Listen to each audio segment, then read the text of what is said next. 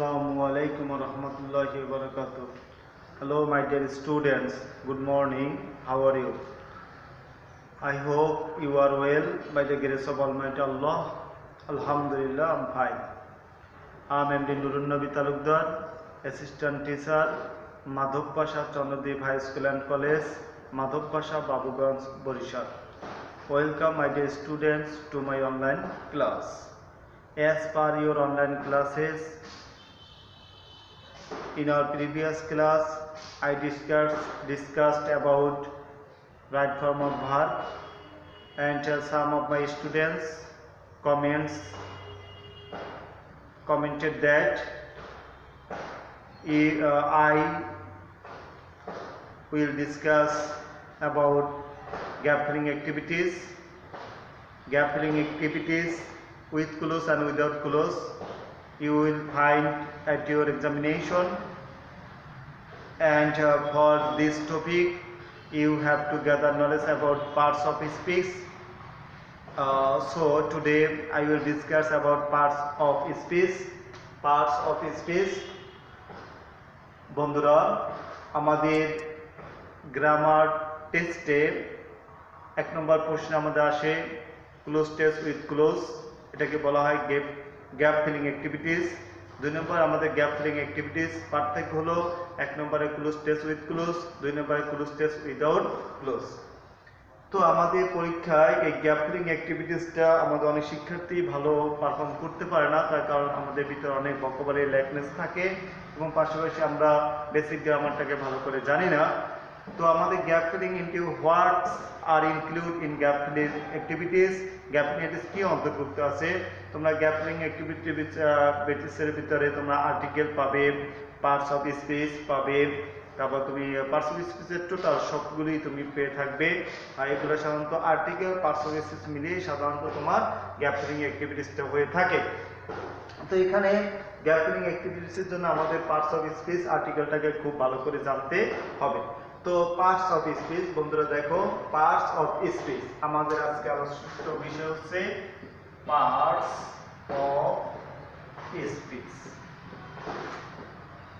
দেখো বন্ধুরা, পার্টস শব্দ আমরা যদি আলাদাভাবে প্রত্যেকটা শব্দকে ভেঙে থাকি, পার্টস অর্থ অংশ, অফ অর্থ অন্তঃস্থির অবয়ব, স্পিচ অর্থ বাক্য, পার্টস অফ স্পিচ বাক্যের অংশ। দেখো, ইংরেজি ভাষায় আমরা অসংখ্য শব্দ ব্যবহার করে থাকি। তো এই শব্দগুলো যখন আমরা বাক্যে অনেক শব্দ ব্যবহার করি, এক একটা শব্দ এক এক ধরনের অর্থ বা এক এক ধরনের অবস্থা আমাদেরকে প্রকাশ করে। এই জন্য বাক্যে বা সেন্টেন্স আমরা যে ওয়ার্ডগুলি ব্যবহার করি, ওয়ার্ডগুলোকে বিভিন্ন শ্রেণীতে ভাগ করা হয়। আর এই যে আমরা একটা বাক্যের বিভিন্ন শব্দকে বিভিন্ন শ্রেণীতে ভাগ করি, এই যে ভাগ করা একটা প্রক্রিয়া, এই ভাগ করা এই প্রক্রিয়াটিকে বলা হয় পার্টস অফ স্পিচ। আমরা ছোটবেলা থেকে আমরা টিচার বা বিভিন্ন মাধ্যম থেকে আমরা শিখে এসেছি যে বাক্যের অন্তর্গত প্রত্যেকটি অর্থবোধক শব্দকেই পার্টস অফ স্পিচ বা পদ বলে। পার্টস অফ স্পিচের বাংলা অর্থ হচ্ছে পদ। তো এখন যদি আমরা বলি যে আসলে মূলত ইংরেজি ভাষা লিখতে গিয়ে আমরা সেন্টেন্সে অনেক শব্দ ব্যবহার করি, তো সব শব্দগুলি আমাদের একই ধরনের বর্ণনা, একই ধরনের অবস্থা প্রকাশ করে না। তো আমাদের একটা সেন্টেন্সে এক একটা শব্দ এক এক ধরনের অর্থ, এক এক ধরনের অবস্থা, এক এক ধরনের বর্ণনা প্রকাশ করে। একটা বাক্যে যে সকল শব্দ থাকে, এই শব্দগুলো যে বিভিন্ন ধরনের অবস্থা প্রকাশ করে, এটা বোঝানোর জন্য একটা বাক্যের শব্দগুলোকে বিভিন্ন শ্রেণীতে ভাগ করা হয়ে থাকে। তো একটা বাক্যের এই শব্দগুলোকে বিভিন্ন শ্রেণীতে ভাগ করার এই প্রক্রিয়াটিকে বলা হয় পার্টস অফ স্পিচ। তো এই পার্টস অফ স্পিচের ক্লাসিফিকেশন আমাদের জানতে হবে। পার্টস অফ স্পিচ জানলে আমরা কি সুবিধা পেতে পারি?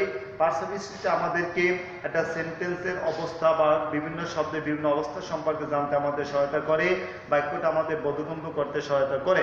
তো পার্টস অফ স্পিচের ক্লাসিফিকেশন আমরা জানতে হবে। আমরা তোমরা নিশ্চয়ই জানো পার্টস অফ স্পিচ সাধারণত 8 প্রকার। Classification of parts of speech.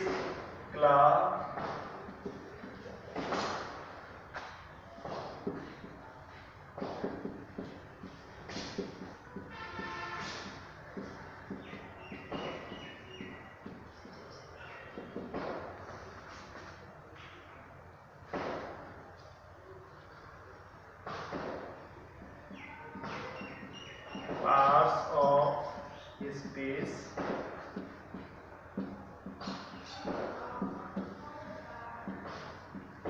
প্রকার। পার্টস অফ স্পিচ 8 প্রকার। দেখো বন্ধুরা, পার্টস অফ স্পিচ 8 প্রকার, যথা 1 নম্বরে নাউন।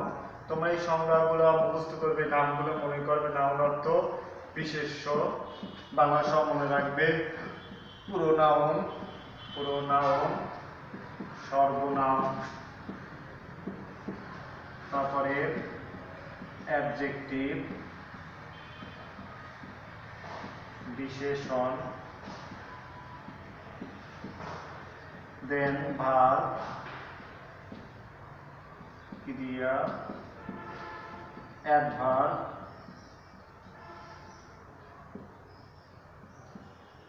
ক্রিয়া, বিশেষণ,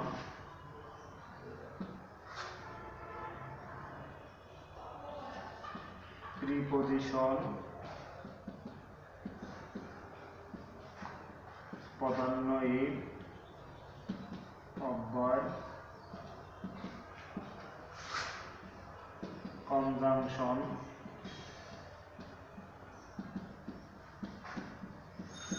সংযোজক, অব্যয়, ইন্টারজেকশন,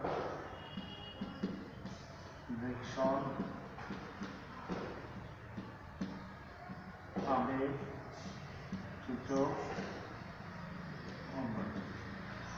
দেখো বন্ধুরা, আমি একটু লিখেছি এখানে, যদি দ্রুত আর স্পষ্ট হতে পারে।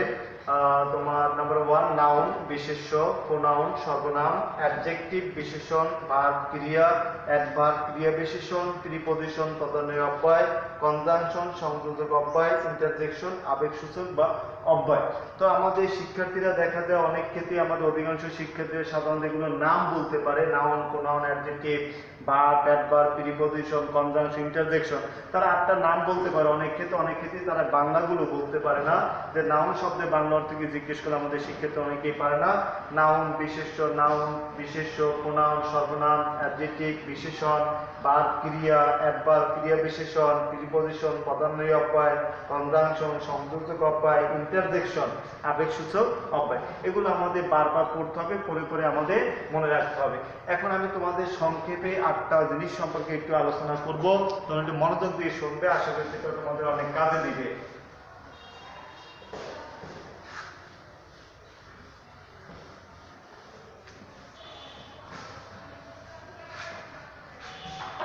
তো দেখো বন্ধুরা, আমরা প্রথমে একটা বিষয় নিয়ে আলোচনা করি। নাউন মানে বিশেষ্য। আসলে আমরা ছোটবেলা থেকে শুনে এসেছি নাউন জিনিসটা কি। আমরা নাউন বলতে বুঝে আছি যে কোনো কিছুর নামকেই নাউন বলা হয়। হ্যাঁ, কথাটা যথার্থই বা কথাটা ঠিক আছে, কোনো কিছুর নামকেই নাউন বলা হয়। এখন আমরা এখানে বলতে পারি কিসের নামকে নাউন বলা হবে। কোনো ব্যক্তির নাম, কোনো বস্তুর নাম, কোনো প্রাণীর নাম, কোনো উদ্ভিদের নাম, কোনো স্থানের নাম, দোষগুণের নাম ইত্যাদি নাম যখন আমাদের বুঝাবে, মানে কোনো একটি ওয়ার্ড বা কোনো একটি শব্দ যখন কোনো কিছুর নাম বুঝাবে, যেমন কোনো ব্যক্তির নাম, বস্তুর নাম, প্রাণীর নাম, উদ্ভিদের নাম, দোষগুণের নাম, স্থানের নাম, তখন তাকে বলা হবে নাউন। আমি তোমাদের এখানে সংখ্যাটা লিখে দেবো না, আমি শুধুমাত্র মৌখিকভাবে আলোচনা করে দিচ্ছি যে নাউন শব্দের অর্থ হচ্ছে বিশিষ্ট, মানে যে ওয়ার্ড বা শব্দ দ্বারা কোনো ব্যক্তি, কোনো বস্তু, কোনো প্রাণী, কোনো উদ্ভিদ, কোনো স্থান, কোনো দোষগুণের নাম বোঝায়, তখন তাকে নাউন বলা হয়। যেমন আমি যদি এখানে লিখি রহিম, এখানে একটা শব্দ, দেখো কয়েকটি বর্ণ যোগ হয়ে একটি শব্দ হয়েছে। তা রহিম শব্দটা দ্বারা আমরা একজন ব্যক্তির নামকে বুঝে থাকি, সেজন্য রহিম একটা নাম। যেমন আমরা যদি বলি বুক মানে বই, বই দ্বারা কোনো একটা আমাদের কোনো একটা জিনিসের পদার্থের আমরা নাম বুঝি। যেমন বই দ্বারা আমরা একটা দরজা, একটা জানালা বা একটা বিল্ডিংকে বুঝি না। বই দ্বারা আমরা আলাদা একটা বস্তুকে বুঝি, এটা একটা বস্তুর নাম, এই জন্য বুক একটা নাউন। আমরা যদি বলি টেবিল একটা বস্তুর নাম, এটা একটা নাউন হবে। চেয়ার যদি আমরা মিন করি, ইটস অলসো আ নাউন। যদি আমরা ইলেকট্রিক ফ্যান ইন্ডিকেট করি, এটাও একটা নাউন। এভাবে আমাদের পৃথিবীতে অসংখ্য শত শত কোটি কোটি সহস্র বস্তু আছে। এই প্রত্যেকটা বস্তু বা পদার্থের এক একটা নাম হবে, এক একটা নাউন হবে। যেমন আমরা যদি বলি ওয়াটার, পানি, এটা একটা পদার্থের নাম, এটাও কিন্তু আমাদের নাউন হবে, এটা একটা প্রকৃতির উপাদান পানি। তারপর যদি আমরা বলি বায়ু প্রকৃতির একটা উপাদান, এটা নাউন হবে। তারপর যদি বলি তিরি গাছ, এটা একটা উদ্ভিদের নাম, এটা কি হবে? নাউন হবে। এবং আমরা শুধু ব্যক্তি, বস্তু, প্রাণী, উদ্ভিদ, tiger, bird, it's example of বা it's a name of a beast, এটা পোর্শন ধর্ম, so it will also be a noun. এটা একটা কি হবে, নাউন হবে, যেটা কোনো প্রাণীর নাম বুঝিয়েছে এটা একটা নাউন হবে। তারপর যদি আমার স্থান, যেমন আমরা যদি বলি বরিশাল, বরিশাল একটা জেলা শহরের নাম, এটা একটা নাউন হবে। আবার তুমি তোমার গ্রামের নামটাও বলতে পারো, তোমাদের গ্রামটা এটা তোমার একটা স্থানের নাম বোঝায়, সেক্ষেত্রে সেটা একটা নাউন হবে। আবার বাংলাদেশ, সেটা একটা দেশের নাম, সেটাও কি হবে, নাউন হবে। এভাবে এক কথায় আবার যদি বলি আমরা অনেস্ট অর্থ সৎ, এটা কিন্তু কোনো নাম বোঝায় না, একটা সৎ, সে কেমন, সে সৎ, তার অবস্থা, তার সম্পর্কে বর্ণনা, এটা হচ্ছে তোমার অ্যাডজেক্টিভ। আর যদি বলে অনেস্টি, সততা, এটা একটা গুণের নাম, সততা, ঠিক আছে, সিনসিয়ারিটি, ঠিক আছে, আত্মনিষ্ঠা, পাঞ্চুয়ালিটি, সময়নিষ্ঠা। এভাবে যখন কোনো গুণের নাম বোঝানো হবে, দোষ গুণের নাম বোঝানো হবে, তখনও সেটা নাউন হবে। তা আমরা নাউন বলতে কি বুঝলাম বন্ধুরা? নাউন মানে বিশেষ্য, যে ওয়ার্ড বা শব্দ দ্বারা কোনো ব্যক্তি, বস্তু, প্রাণী, উদ্ভিদ, স্থান বা দোষগুণের নাম বোঝায়, তাকে বলা হয় নাউন। আশা করি তোমরা সকলে বুঝতে পেরেছো নাউনটা কি। এটা নিয়ে তোমরা একটু বাসায় একটু চর্চা করবে, তাহলে ভালো দক্ষতা তোমরা অর্জন করতে পারবে। তারপরে প্রোনাউন, সর্বনাম। দেখো, প্রো শব্দের অর্থ হচ্ছে পরিবর্তে, নাউন প্রোনাউন, নাউনের পরিবর্তে। প্রো শব্দের অর্থ প্রো অর্থ পরিবর্তে, প্রো অর্থ পরিবর্তে, সো প্রোনাউন নাউনের পরিবর্তে। তো যে ওয়ার্ড বা শব্দ নাউনের পরিবর্তে ব্যবহৃত হয়ে ওই নাউনকে নির্দেশ করে তাকে বলা হয় প্রোনাউন। যেমন আমরা লিখলাম রহিম ইজ আ গুড বয়, রহিম একটা ভালো বালক। এখানে রহিম সম্পর্কে কিছু বর্ণনা দিচ্ছি। আমাদের রহিম একটা নাম, এটা নাউন। এখন হি goes to school regularly, he goes to school regularly। দেখো, এখানে আমরা লিখলাম রহিম ইজ আ গুড বয়, রহিম একটা ভালো বালক, হি গোস টু স্কুল রেগুলারলি, সে নিয়মিত স্কুলে যায়। হি দ্বারা আমরা কাকে বুঝিয়েছি, রহিমকে বুঝিয়েছি। তা রহিম একজন একটা নাম, আর রহিম একটা নাউন, আর নাউনের পরিবর্তে আমরা যে শব্দ ব্যবহার করি এবং ওই শব্দ ব্যবহার করে যে নাউনকে আমরা নির্দেশ করি সেটা হচ্ছে প্রোনাউন। কে দেখো বন্ধুরা, বিভিন্ন ক্ষেত্রে আমাদের পড়াশোনার সুবিধার্থে বা বোঝার জন্য আমাদের মস্তিষ্ক বা মাথাটা ভালো করে খাটাতে হয়। তাহলে আমরা যদি মস্তিষ্কটাকে ভালোভাবে এখানে খাটাই বা আমরা এখানে যদি একটু চর্চা করি বা একটু ভালো করে ভেবে দেখি, তাহলে দেখবো আমরা ওই বিষয়টা সহজে বুঝতে পারবো। তো আমি আবার বলতেছি, দেখো, পুরো শব্দের অর্থ হচ্ছে পরিবর্তে, সুতরাং আমরা সহজেই বুঝতে পারছি প্রোনাউন মানে কি, নাউনের পরিবর্তে। অর্থাৎ যে সকল শব্দ বা যে সকল ওয়ার্ড কোনো নাউনের পরিবর্তে ব্যবহার করায় ওই নাউনকে নির্দেশ বা ওই নাউনকে বোঝানো হয়, তাকে বলা হয় প্রোনাউন। এক্সাম্পলটা আমরা একটু লক্ষ্য করি, রহিম ইজ আ গুড বয়, রহিম একটা ভালো ছেলে। এখানে হি গোস টু স্কুল রেগুলারলি, সে নিয়মিত বিদ্যালয়ে যায়। সে যায়, কে যায়, সে বলতে আমরা এখানে কিন্তু হাসান বা অন্য কোনো ব্যক্তিকে আমরা বুঝিনি। হি বলতে আমরা এখানে বুঝেছি রহিম। রহিম একটা নাম, একজন ব্যক্তির নাম হবে নাউন, আর এই নাউনের পরিবর্তে আমরা একটা শব্দ ব্যবহার করছি হি দ্বারা আমরা এই নাউনকে নির্দেশ করেছি, সেজন্য হি হচ্ছে একটি প্রোনাউন।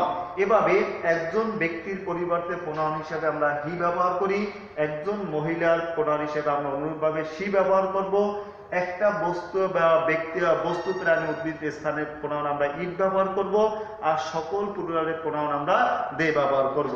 বন্ধুরা দেখো, তারপর আবার তোমার প্রোনাউনের ক্লাসিফিকেশন আছে। প্রোনাউন 8 প্রকার, যেটা তোমার 9, 10 যদি একটু কম জানো তাহলেও তোমাদের হবে। এটা ইন্টারমিডিয়েটে তোমাদের প্রোনাউন রেফারেন্সে বেশি কাজে লাগবে। তবুও যদি পারো তোমরা প্রোনাউনের ক্লাসিফিকেশন একটু বাসায় ভালো করে দেখে নিবে। তো বন্ধুরা আবার বলতেছি, তো এইভাবে যখন আমরা কোনো ব্যক্তি, বস্তু, প্রাণী, উদ্ভিদ, স্থান বা দোষগুণের আমরা নাম পাবো, তখন সেটাকে যেমন আমরা নাউন বলবো, আর এই নামগুলোর পরিবর্তে আমরা যা ব্যবহার করবো সেটাগুলোকেই আমরা প্রোনাউন বলবো। এক কথায় নাউনের পরিবর্তে আমরা যে ওয়ার্ড বা শব্দ ব্যবহার করি তাকেই বলা হয় প্রোনাউন। এখন নাউন আসতে পারে কোনো ব্যক্তির নাম, তো একজন ব্যক্তির নাম সে পুরুষ হতে পারে, সে নারীও হতে পারে। যদি একজন পুরুষকে বোঝানো হয় কোনো নাউন দ্বারা, তাহলে ওই একজন পুরুষের নাউনের পরিবর্তে আমরা ব্যবহার করব হি। আর কোনো নাউন দ্বারা যদি একজন মহিলাকে নির্দেশ করা হয়, তাহলে ওই মহিলা বা নারীর এক প্রোনাউন হিসেবে আমরা সি ব্যবহার করব। এখন যদি কোনো ব্যক্তি, বস্তু, প্রাণী, উদ্ভিদ, স্থান বা দোষগুণকে বোঝানো হয়, তাহলে একটি মাত্র বস্তু, প্রাণী, উদ্ভিদ, দোষগুণকে বোঝানো বা স্থানকে বোঝানো হলে তার প্রোনাউন হিসেবে আমরা ইট ব্যবহার করব। আর এরকম ভাবে নারী, পুরুষ, ব্যক্তি, বস্তু, উদ্ভিদ যাই হোক না কেন, আমাদের সকল প্লুরাল যদি হয়, প্লুরালের প্রোনাউন হিসেবে আমরা দে ব্যবহার করতে পারি। তো বন্ধুরা, তোমরা যদি এতটুকু মনে রাখতে পারো, আশা করি তোমাদের এটা কাজে লাগবে যে একজন পুরুষের প্রোনাউন হিসেবে আমরা হি ব্যবহার করব, একজন নারীর প্রোনাউন হিসেবে আমরা সি ব্যবহার করব। সিঙ্গুলার যত সাবজেক্ট আছে, যেমন সিঙ্গুলার বলতে আমরা বুঝি একক বা একটি মাত্র বস্তু, প্রাণী, উদ্ভিদ, স্থান বা দোষগুণের পরিবর্তে আমরা প্রোনাউন ব্যবহার করব ইট। আর একের অধিক ব্যক্তি, বস্তু, প্রাণী, নারী, পুরুষ যাই হোক না কেন, একের বেশি নাউনের যদি বোঝানো হয়, তাহলে প্রোনাউন হিসেবে আমরা ব্যবহার করব দে। এছাড়া তোমার ক্লাসিফিকেশনটা যদি পারো একটু দেখে নিবে। এগুলো আমাদের প্রোনাউন।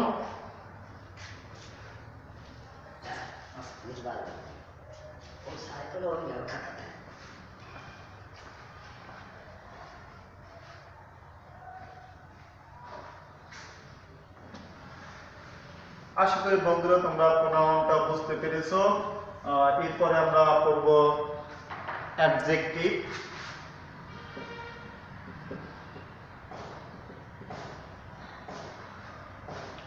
দেখো বন্ধুরা, অ্যাডজেক্টিভ মানে বিশেষণ।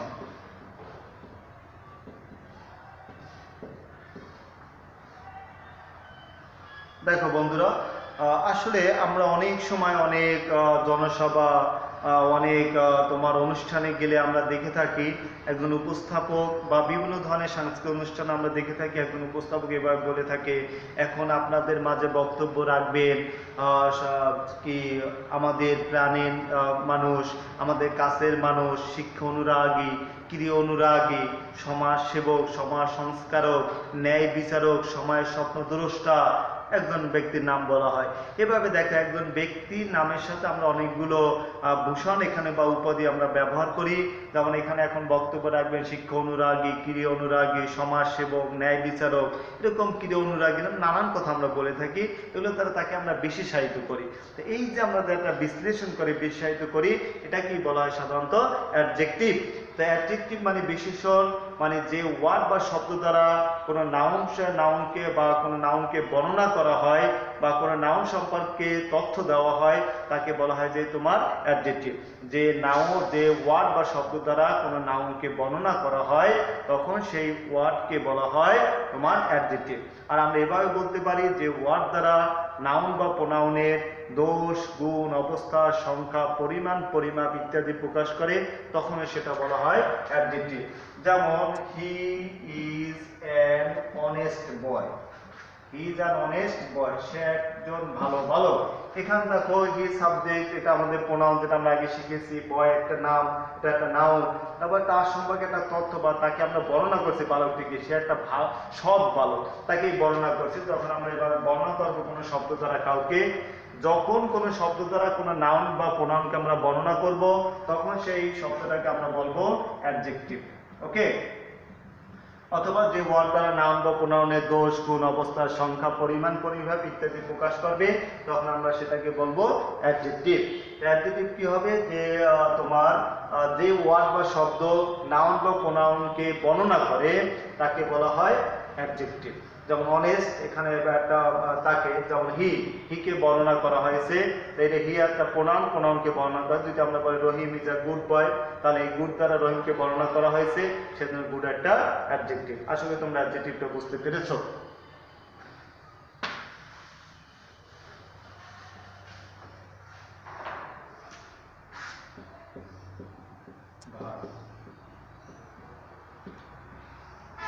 ভার্ব মানে ক্রিয়া।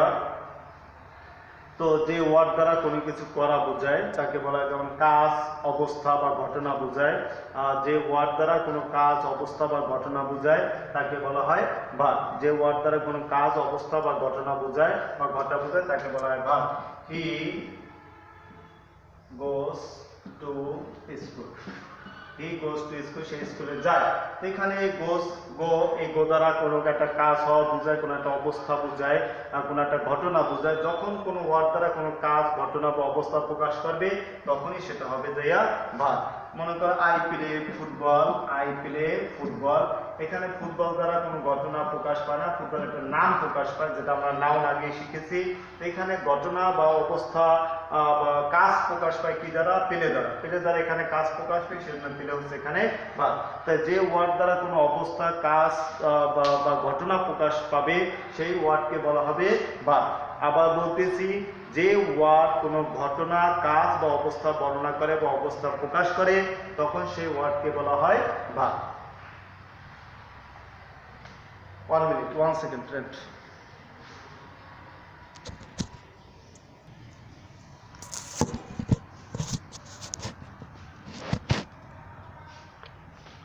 দেখো বন্ধুরা, sorry for interruption. We will continue our lesson.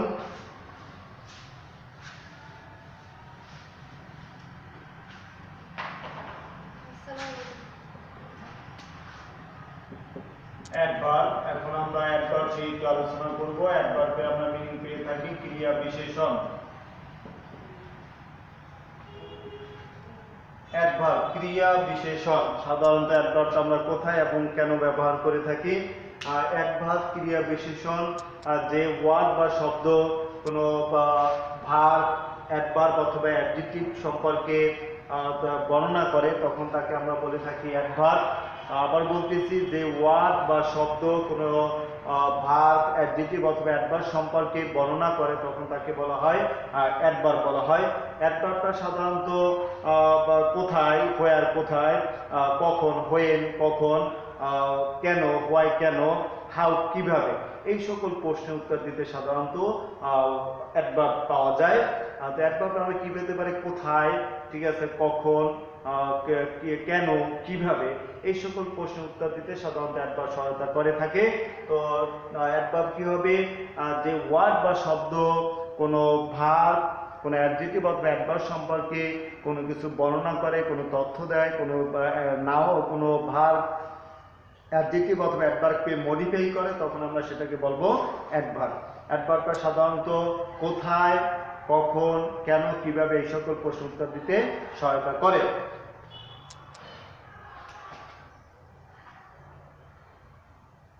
He ran fast, সে দ্রুত দৌড়িয়েছিল। দেখো ফাস্ট, দ্রুত, সে ran fast, এদের ভার্বকে মডিফাই করা হয়েছে, এখানে ভার্ব সম্পর্কে বর্ণনা দেওয়া হয়েছে কিভাবে দৌড়িয়েছে, দ্রুত দৌড়িয়েছিল। এর দ্রুত এসে তোমার এখানে অ্যাডভার্ব। আবার সে মনোযোগ সহকারে বই পড়েছিল। হি রিড, রিড একটা কার সম্পন্ন, হি রিডস, সে বই পড়ে attentively, attentively. Look my dear friends, এখানে রিডস এই যে একটা ভার্ব আছে, ভার্ব সম্পর্কে বর্ণনা করছে পড়া। পড়াটা কি? মনোযোগ সহকারে পড়া, অ্যাটেন্টিভলি। এই ভার্বকে যখন কোনো শব্দ বর্ণনা করবে, ভার্বকে যখন মডিফাই করবে, ভার্বকে যখন বর্ণনা করবে অথবা কোনো অ্যাডজেক্টিভকে যখন বর্ণনা করবে তখন তাকে বলা হইবে সাধারণত অ্যাডভার্ব। ওকে,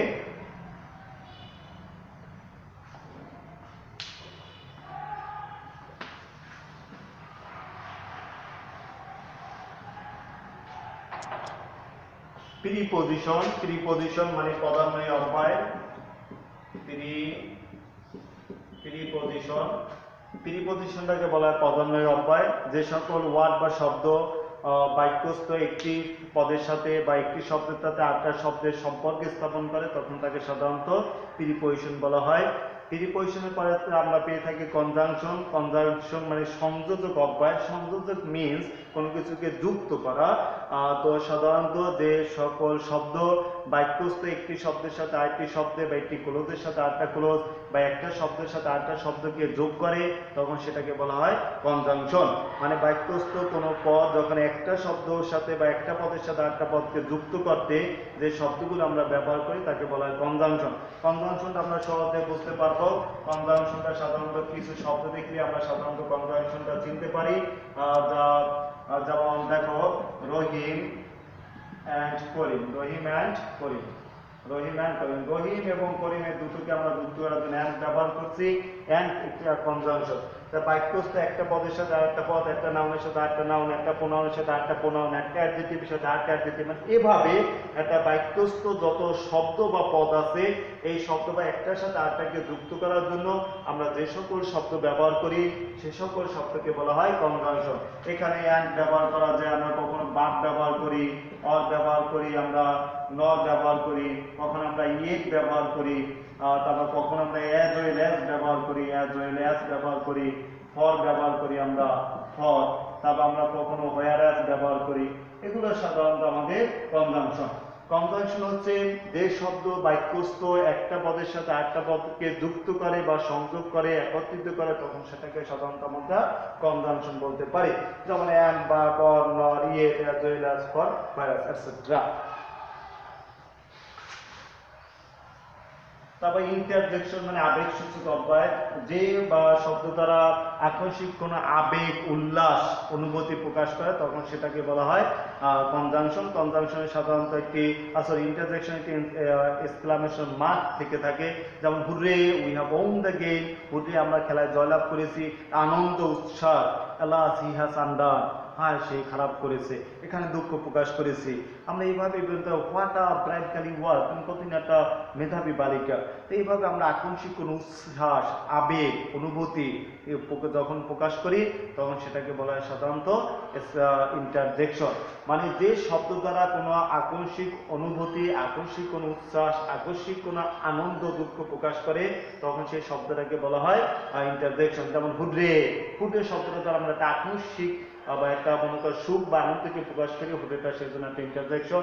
এলাস, হ্যাঁ আমরা এটা সাধারণত দুঃখে প্রকাশ করি, এটা একটা ইন্টারজেকশন। এবার আমরা হুডরে, এলাস, ও এবার বিভিন্ন শব্দ আমরা ব্যবহার করি যেটার দ্বারা কোনো আকস্মিক আনন্দ, উৎসাহ, ওয়াও আমরা ওয়াও বলে থাকি, ঠিক আছে, গ্রেট হঠাৎ করে আমরা গেট বললাম, এরকম আকস্মিক কোনো আবেগ, অনুভূতি, উৎসাহ এগুলো প্রকাশ করার জন্য যে শব্দগুলি ব্যবহার করা হয় তাকে বলা হয় ইন্টারজেকশন।